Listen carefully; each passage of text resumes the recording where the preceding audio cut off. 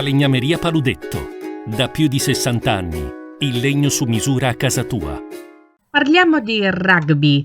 Siamo in collegamento con Massimo Menelle, head coach del San Marco Rugby Venezia Mestre. Innanzitutto, coach, salve e grazie per aver accettato il nostro invito. Buongiorno. Allora, coach, per prima cosa, com'è avvenuto il percorso che l'ha portata a diventare appunto nuovo head coach della squadra del San Marco Rugby? Penso sia stato è un percorso, penso, di crescita, in quanto quando ho chiuso la mia avventura con la società da dove provengo, ho cercato, ho cercato un progetto, ho cercato un'idea e in Rugby San Marco l'ho trovato, ho trovato persone che hanno una visione, ok, di quello che vogliono fare e hanno un obiettivo ben chiaro e definito.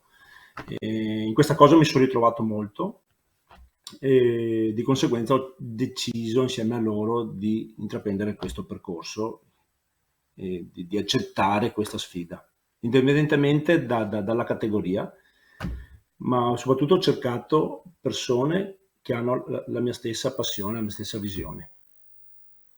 Ecco, a proposito di passione e visione, qual è il suo modo di intendere questo sport, il rugby? Allora, da allenatore l'ho un po' modificato, nel senso che io ho già parlato ai ragazzi l'altro giorno, più che un aspetto tecnico, ho cercato di rafforzare il loro aspetto di coinvolgimento, di attitudine, di atteggiamento. E ho spiegato a loro che l'atteggiamento positivo è sempre contagioso, di cercare di vivere i momenti che avremo, sicuramente di difficoltà, anche durante la settimana, durante la fase di allenamento, la fase di preparazione al match, in maniera molto positiva e molto coinvolgente, e che il risultato è sempre conseguenza di quello che noi mettiamo in campo. Non dobbiamo cercarlo a tutti i costi, però dobbiamo cercare sempre la prestazione, questo sì. Ho trovato ragazzi orientati a voler migliorarsi e a voler orientarsi, cioè orientati all'ottenere più che al fare. Di conseguenza è arrivato il momento di decidere cosa vogliono io, cosa voglio ottenere da loro.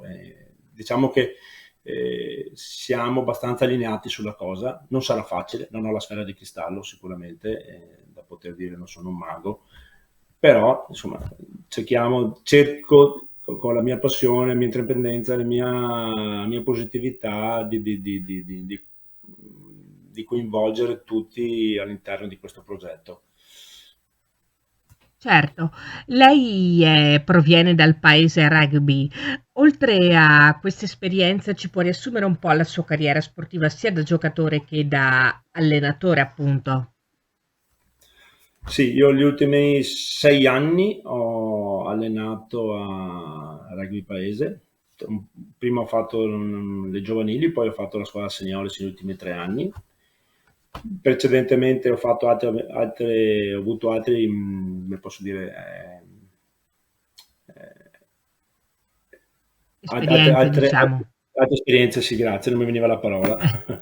Altre esperienze in altre società, anche altre categorie, mi è piaciuto vivere altre situazioni. Okay. Ho allenato in Serie C, ho allenato in Serie B, ho allenato in Serie A, di conseguenza le categorie le ho viste tutte. Da giocatore diciamo che sono nato e cresciuto a Paese, però dopo c'è stato un momento della mia vita che ho voluto anche provare, come sto facendo adesso, altre dinamiche in altre squadre. Ho giocato anche lì in tutte le categorie, anche in eccellenza. Diciamo che da giocatore mi sono tolto qualche soddisfazione e adesso la mia intenzione è quella di andare. A me piace allenare, mi piace stare in campo, mi piace stare qui ragazzi, e il mio presente è questo adesso. Ecco coach, lei sa che il rugby Venezia Mestre proviene da una stagione un po' difficile in cui ha ottenuto la salvezza e sono molte le aspettative per la prossima stagione. Lei ha detto chiaramente prima non ha la sfera di cristallo, nessuno ce l'ha, però pur senza voler fare promesse, che cosa si sente di dire fino ad ora al pubblico del San Marco Rugby? Allora, sull'obiettivo di quest'anno ci siamo interfacciati con la società e sicuramente bisogna fare dei passetti, un passetto alla volta, cercare di sistemare delle cose pian piano. Non vorrei dire certo che potremmo raggiungere una salvezza più facile, nel senso che in maniera più veloce probabilmente.